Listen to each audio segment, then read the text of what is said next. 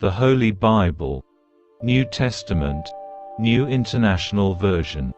The Book of Hebrews chapter 4, verse 1 to 16.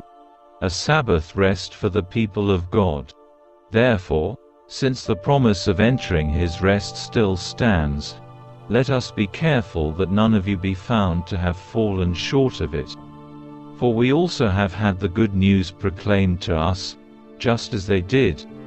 But the message they heard was of no value to them, because they did not share the faith of those who obeyed. Now we who have believed enter that rest, just as God has said. So I declared on oath in my anger, they shall never enter my rest. And yet his works have been finished since the creation of the world. For somewhere he has spoken about the seventh day in these words, on the seventh day, God rested from all his works. And again in the passage above he says, they shall never enter my rest. Therefore, since it still remains for some to enter that rest, and since those who formerly had the good news proclaimed to them did not go in because of their disobedience, God again set a certain day, calling it today. This he did when a long time later he spoke through David, as in the passage already quoted. Today, if you hear his voice, do not harden your hearts. For if Joshua had given him rest, God would not have spoken later about another day. There remains, then, a Sabbath rest for the people of God. For anyone who enters God's rest also rests from their works, just as God did from his.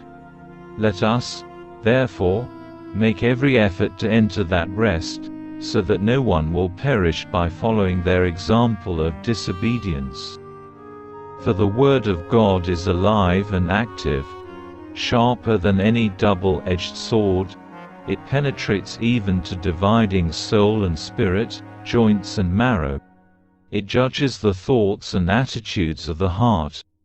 Nothing in all creation is hidden from God's sight.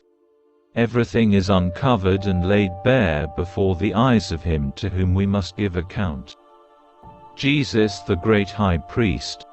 Therefore, since we have a great high priest who has ascended into heaven, Jesus the Son of God, let us hold firmly to the faith we profess. For we do not have a high priest who is unable to empathize with our weaknesses, but we have one who has been tempted in every way, just as we are, yet he did not sin. Let us then approach God's throne of grace with confidence, so that we may receive mercy and find grace to help us in our time of need.